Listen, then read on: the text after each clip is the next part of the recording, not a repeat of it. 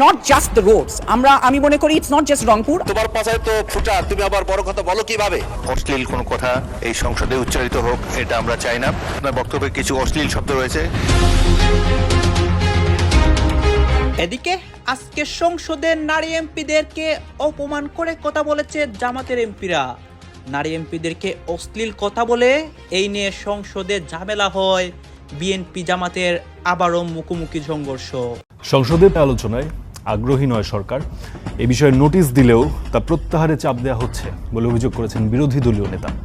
জনরায় উপেক্ষা করে সংবিধান সংশোধন কমিটি নয়, সংবিধান সংস্কার পরিষদ গঠনে অনড় অবস্থানের কথাও জানিয়েছেন তিনি। আমার প্রশ্ন হলো, সরকারি চাকরিজীবীদের প্রত্যেক মাসেই যদি 1-2 তারিখের মধ্যে বেতনের প্রয়োজন হয় আমরা দিয়ে থাকি। ঈদ চলে গেল, আজ মাসের 16 তারিখ। মাননীয় স্পিকার, মাদ্রাসার কোনো শিক্ষককে বেতন দেওয়া হয়নি। মে মাসের বেতনটা এখনো পর্যন্ত তারা পায়নি। তো আমার প্রশ্ন হলো যে যদি আমরা বেতন দেই, এটা মাসের শুরুতে দিলে তো তারা উপকৃত হতে পারে। বাংলাদেশের স্বাধীনতা যুদ্ধের নেতৃত্ব দিয়ে আওয়ামী লীগ যাদেরকে পরাজিত করেছিল 1971 সালে, 2026 সালে এসেও সেই তারাই এখন কম্পমান আওয়ামী লীগের ভয়ে। কারণ আওয়ামী লীগের রাজনীতি মানেই তাদের রাজনৈতিক কবর। সিগারেটের দাম যদি বৃদ্ধি হয়, নেশাগ্রস্ত দ্রব্যের দাম যদি বৃদ্ধি হয়, এটা নিয়ে যদি কেউ কথা বলেন, আমি জানি না কার স্বার্থে ওনারা কথা বলেন। একদিকে সংসদে বিভিন্ন ইস্যু নিয়ে উত্তাল পরিস্থিতি হয়েছে, অন্যদিকে আজকে সংসদে মহিলা সদস্যদেরকে নিয়ে অসংখ্য এমপি কুরুচিপূর্ণ বক্তব্য দেয় এবং এই বক্তব্যের জেরে সংসদের স্পিকার অ্যাকশন নেন। সরাসরি সেই এমপিদের উপর নিষেধাজ্ঞা দেন এবং বিশেষ করে জামাত দল বিপদে পড়ে। দর্শক শ্রোতা, আজকের সংসদে যেই চাঞ্চল্যকর ঘটনাগুলো ঘটেছে, এইগুলো দেখলে আপনারা অবাক হয়ে যাবেন যে মহিলা এমপিরা অ্যাকশন নিচ্ছে, অন্যদিকে অসংখ্য এমপি তাদের কথার মাধ্যমে নতুন নতুন রহস্য উন্মোচন করে এবং খারাপ খারাপ কথা বলে। সব কিছুই তুলে ধরবো এই একটি নিউজ প্রতিবেদনের মাধ্যমে। আপনারা এই ভিডিওটি ধারাবাহিকলি দেখবেন। এই সংসদে এমন অনেকেই আছেন যাদের মা নেই। আমারও মা নেই। মাননীয় স্পিকার, সংসদে আসার সময় একজন শিক্ষক আমাকে ফোন দিয়েছিলেন। তিনি তার মায়ের চিকিৎসা করতে পারছেন না। আমার প্রশ্ন হলো, সরকারি চাকরিজীবীদের প্রত্যেক মাসেই যদি 1-2 তারিখের মধ্যে বেতনের প্রয়োজন হয় আমরা দিয়ে থাকি। ঈদ চলে গেল, আজ মাসের 16 তারিখ। মাননীয় স্পিকার, মাদ্রাসার কোনো শিক্ষককে বেতন দেওয়া হয়নি। মে মাসের বেতনটা এখনো পর্যন্ত তারা পায় নাই। তো আমার প্রশ্ন হলো যে যদি আমরা বেতন দেই, এটা মাসের শুরুতে দিলে তো তারা উপকৃত হতে পারে। আমার শেষ কথা, আমার মা নেই, ওই লোকটার মা দুনিয়াতে থাকবে না, কেউই থাকবে না, কিন্তু এই লোকটা যেন এই সান্ত্বনা পেতে পারে যে আমি আমার মায়ের চিকিৎসা করতে পেরেছিলাম। আমি এ ব্যাপারে সংশ্লিষ্ট মন্ত্রণালয়ে আপনার যথাযথ হস্তক্ষেপ কামনা করছি এবং মাদ্রাসার অবহেলিত শিক্ষকদের এই বেতন ছাড় করার জন্য অনুরোধ করছি। সেই সাথে ইবতেদায়ী মাদ্রাসা সরকারিকরণের জন্য বিনীত অনুরোধ করছি। আসসালামু আলাইকুম মাননীয় স্পিকার। মাননীয় সদস্য, জাতীয় সংসদ চলে রুলস অফ প্রসিডিওর, সংবিধান ইত্যাদির উপর বেস করে। এখানে যত সদস্য আছে 350 জন, সবাই দাঁড়িয়ে বক্তব্য দিতে পারবেন।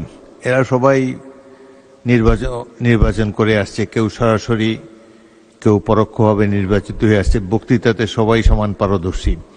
আর সমস্যা তো অন্তহীন বাংলাদেশের। তার মধ্যেই যেহেতু একটা আইন কানুনের মধ্যে সংসদ চলে, সেই জন্য রুলস অফ প্রসিডিওর অনুসারে নির্ধারিত করা আছে। মাননীয় সদস্যগণ দাঁড়াতে পারেন পয়েন্ট অফ অর্ডারে। পয়েন্ট অফ অর্ডার কোন ইস্যুতে করা যাবে চলমান বিষয়ের উপরে। মুজিবুর রহমান সাহেব যেটা বলেছেন সেটা ভ্যালিড। তিনি দেখেছেন যে আমি মাথা ঝুঁকিয়ে সম্মান প্রদর্শন করেছি, এটা ওনার পছন্দ হয় না, এই সংসদের রীতির খেলাপ বলে তিনি মনে করেছেন, সেজন্য তিনি রেইজ করেছেন ভ্যালিড পয়েন্ট অফ অর্ডার।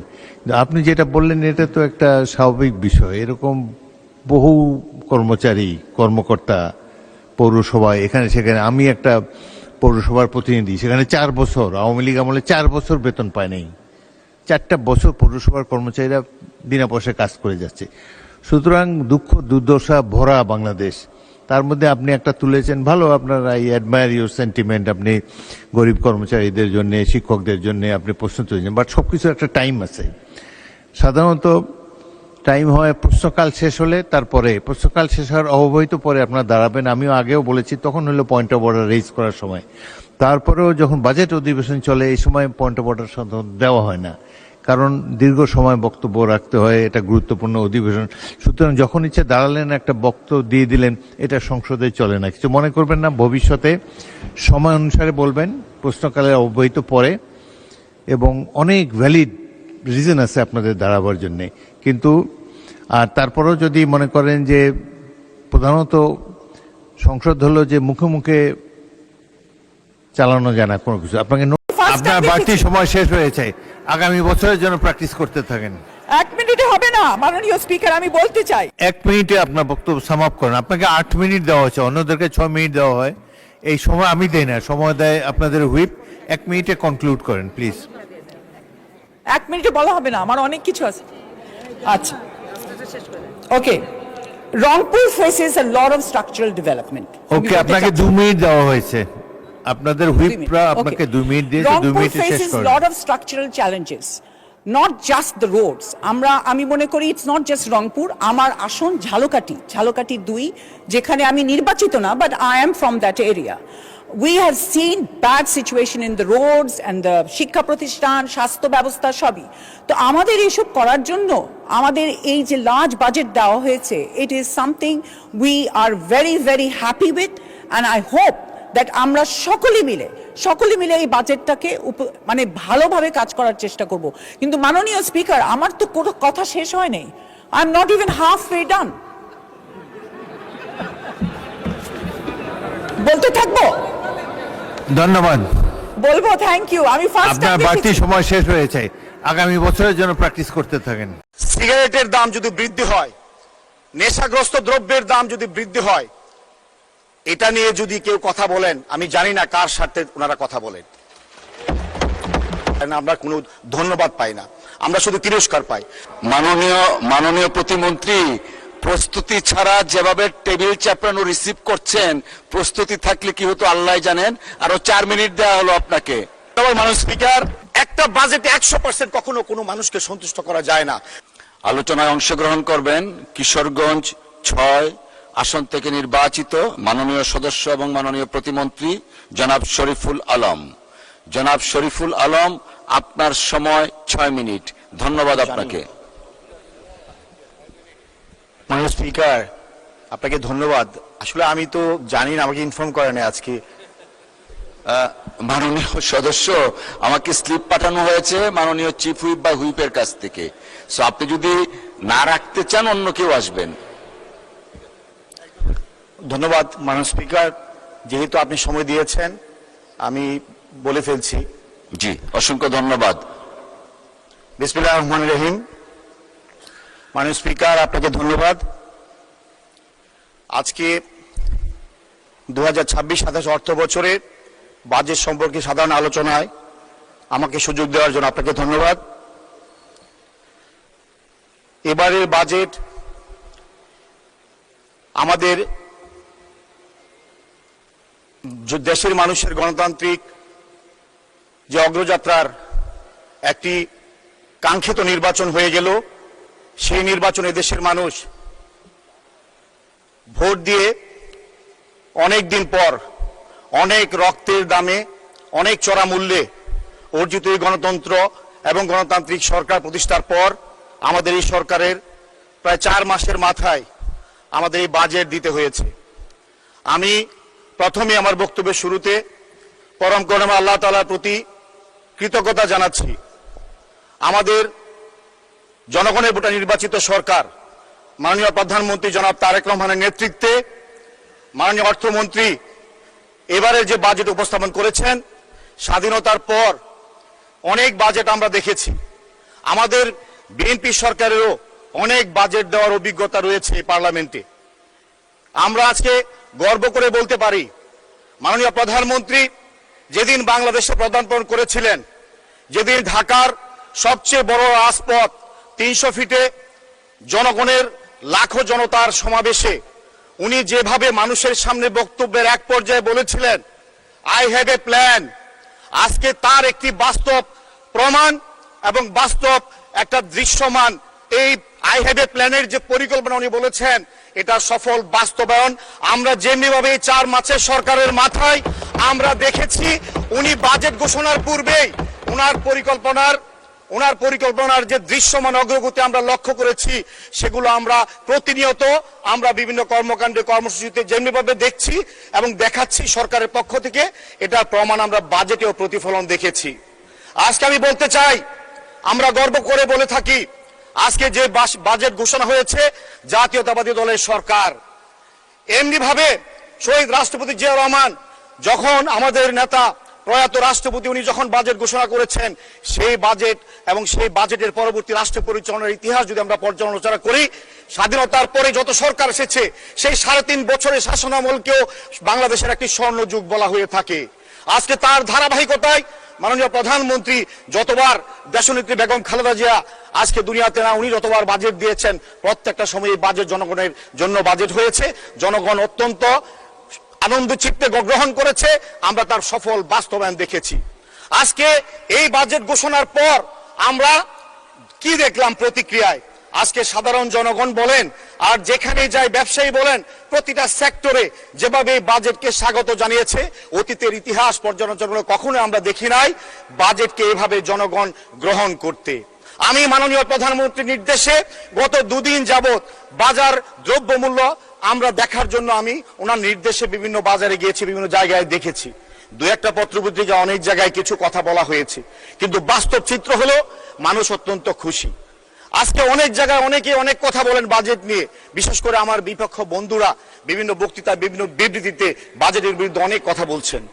আজকে আমরা দেখলাম কি, আমরা এই বাজেটে যে কথা আমরা বলেছি, আজকে সামাজিক, অর্থনৈতিক, ব্যবসায়িক সকল ক্ষেত্রে যেই ধরনের করের ছাড় দেওয়া হয়েছে, বিশেষ করে শিল্পায়নের ক্ষেত্রে দেশীয় শিল্পকে সমৃদ্ধ করার জন্য যেভাবে উৎসকর, এআইটি সহ বিভিন্ন ধরনের ট্যাক্সের রিলিফ দেওয়া হয়েছে, আজকে আমি মনে করি বাংলাদেশের শিল্পায়নের ক্ষেত্রে, দেশীয় শিল্পকে মজবুত করার ক্ষেত্রে এই বাজেট একটা সফল এবং সুন্দর ভূমিকা রাখবে।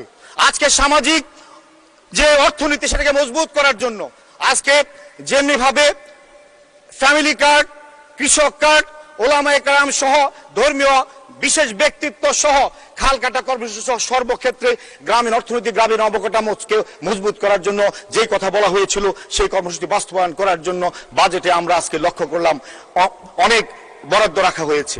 আজকে তাই বলতে চাই, শুধু বিরোধিতার খাতিরে বিরোধিতা নয়, আমরা আসুন, এই বাজেটকে দেশবাসী গ্রহণ করেছে। আজকে আমরা পার্লামেন্টে একরকম কথা বলবো, রাষ্ট্রপতিকে বাজেটকে নিয়ে আপনারা অনেক ধরনের কথা বলে থাকেন। তাই আজকে বলতে চাই, মাননীয় প্রধানমন্ত্রী এদেশের মানুষের সামনে যে কমিটমেন্ট করেছেন, সেই কমিটমেন্টকে বাস্তবায়ন করার জন্য 9,38,000 কোটি টাকার যে বাজেট জনগণের সামনে দিয়েছেন, অতীত রেকর্ড হলো যে বাজেট বিএনপি দিয়েছে, প্রত্যেকটি বাজেট সফলভাবে বাস্তবায়ন করেছে।